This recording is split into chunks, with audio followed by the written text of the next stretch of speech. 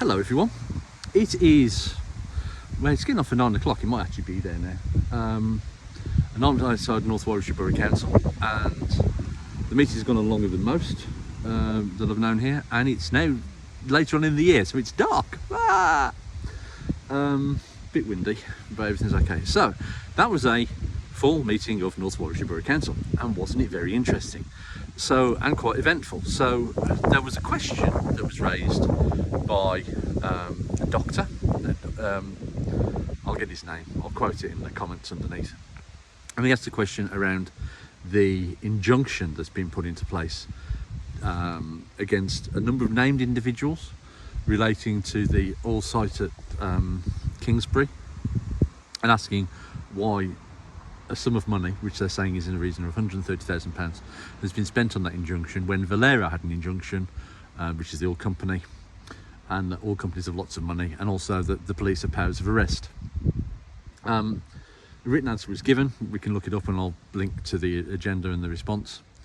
And then it went on. Then the doctor stood back up and said, I thought I might be able to ask a supplementary question. And he was told that because the matter of the agenda had moved on, that was gone. And he said, well, I don't think that's particularly transparent. You should have asked me if I wanted to ask a supplementary question. And they said, well, you're a bit late now. That was intents and purposes. Procedurally, totally correct. I don't know what capability or capacity there was to have finished the item on the agenda that was presently being discussed and then asked to go back to it.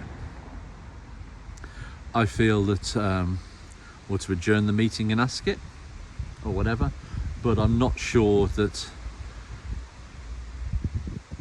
it was conducted in a way that encouraged the impression of transparency, although it was a very good expression of strong governance and running of meetings, of which there were a few this evening.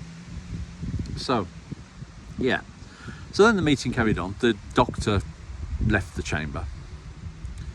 But there were still some people in the public chamber, and then two of them stood up, and they were wearing t-shirts that detailed that they felt that the injunction was unjust, and detailing how much they thought was spent on it, and they started addressing the chamber. The mayor, chairing the meeting, asked them if they would be quiet. He then threatened them, suggesting that they would be ejected, and taking advice from the chief exec, who suggested that he adjourn the meeting, which was always going to be the case, to be fair. The meeting was adjourned. Most of the Conservative group got up and left immediately. Police were invited into the chamber, who sought to engage with whoever wasn't speaking of the two, who were taking it in turns, and they conducted themselves with a certain amount of dignity, I have to say, which was not necessarily the case with all of the elected members there. Who was they might have disagreed. Yeah, I don't know. It's a tricky one. I sat and listened to what they had to say, as did the two Dordon independents who were sat next to me. One did get up and leave towards the end. I think there was something particularly that she took offence at. However, the Labour group stayed for most of it, but then got up to leave.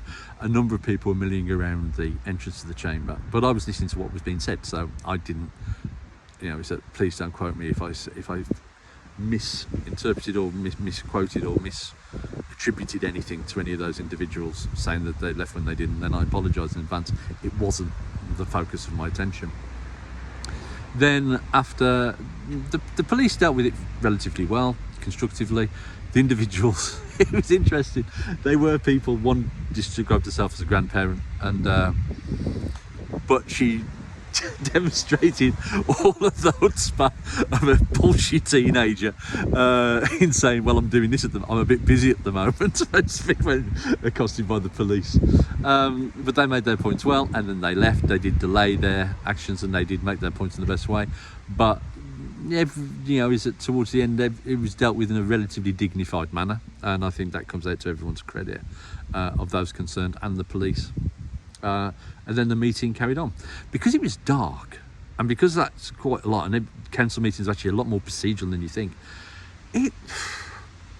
it felt a lot later than it was. And now I feel like it's after midnight. I feel like I'm going to get moved on. So yeah, Then the meeting carried on. Speaking personally is that when they've started talking about the makeup of various boards and things today, and speaking as a sole independent councillor, who therefore is not, to be a part of a group you have to be 2 people, and I'm not, I'm only 1. But it became increasingly apparent that I'm effectively disenfranchised from an awful lot of the committee structure because of the way the standing orders are set up. I think this is because independents are normally individuals who are normally cranks and nut jobs, and while I am a crank and a nut job, I'm a different kind of crank and nut job to what they might encounter normally. And this was a point that I made in what turned out to be the major debate of the day, which was on a motion to create effectively a councillor fund where £5,000 would be distributed to the councillors of each ward to come up with, to distribute, to address matters that come up in relation to poverty and winter, you know, in terms of matters that people are facing. This motion was then subject to an amendment from the Conservative group, which they detailed, that they said that they didn't think that there should be 5,000. Some people stand up and said, we don't want to be accountable for it. When people come up, they then say, well, why haven't you spent it on this? Why have you not spent it on that? Which sort of like makes me think, well, you're there to be challenged, aren't you, as a councillor? You make your decisions and you have to justify those decisions that you make to others. So that was interesting. But the motion was then going and taken. I'm just seeing my independent colleagues. Like both. Good decisions. I've just preempted what's going to happen there. So the motion and the amendment, after lengthy debate, a number of speakers came out, and I requested a named vote. And a named vote is where they read out the list of councillors and you have to say whether you vote for or against, and it becomes a part of the minutes. And basically, because I felt, is that I always print my voting record, other people don't. And I felt that it was important that people knew that who voted in favour of not having a locally administered fund that could be used for greater community cohesion.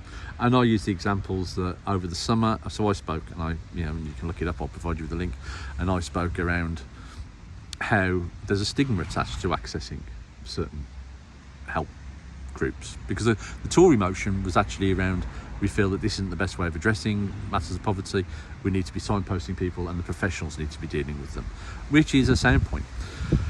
But I detailed the fact that when I've been running the pre-loved uniform sale, is that people came in and they detailed that they didn't know, people with difficulty, the fact that we don't hold those uniform sales on school property because people are proud. I detailed about some of the kind of projects that I would want to run if I got access to this kind of money, and then we can look at trying to do it. Councillor Riley stood up and talks about the warm up at the rugby club, which is really good, but he negated to mention that actually that came out of fund, that received an awful lot of support from grant funding, including monies that he received to distribute. So it was a bit of like pulling the bridge up after you, the ladder up after you. And again, if you want to put me right on that, please feel free. I'm quite happy. I don't want to libel anyone, but that's my recollection. So the motion then, so you had to vote on, the Labour group who did it said, well, we'll amend our motion. We'll put your motion talking about we need to signpost people to and use the professionals to come up with wider holistic long-term solutions onto us, because we don't disagree with that, but we think that we need to do both. So we had to vote on the First Amendment first, which was then basically that you have the long-term solution but you don't have any short-term funds. And I requested a name vote, and 15 people voted in favour of that amendment, the present Conservatives, including other Waterford councillors, both of Borough and County, and 16 voted against. So I voted against, and interestingly the Dordon Independents voted with alongside the Labour group and myself, and then that We then voted on the main motion, which was around for the hardship fund and also long-term solution. And again, the Conservatives all voted against that, again, including your other borough and county councillor, and 16 voted in favour. So soon there will be a pot of money, and I'm not going to hide that. And I am open to suggestions how we can spend. I've got some ideas of my own, but I want to do it so it adds the most value, that it accesses people who aren't just in dire need, but people who are just about managing. And actually, let's see what we can do to make it a wider community cohesion kind of project, and really start doing something good and support local organisations and empower them to assist in ways that they might not otherwise be able to do. So those are the motions today. There was one last point, is that there was a motion, actually I'm not sure I can talk about it, but the feeling around the makeup of political groups on committees, it's something I'm going to push to change, because as my constituents of Waterwalton, you deserve to have the access to the same amount of representation as everyone else.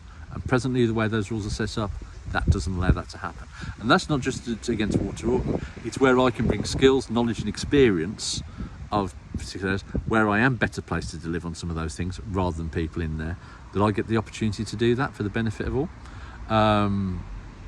including my residents and those people who have the opportunity to vote and live in Waterwalton and reside there as well, because I don't just do this for the people who supported me, I do this for everyone. Anyway, so that's the makeup. I hope that brings you a little bit of knowledge. I've got a lot of work to go and do when I get home. I'll print my voting record. It might not go up until Friday, Saturday this week. But parish council tomorrow as well. Hope you're well. And I'll speak to you soon. Take care. Bye-bye.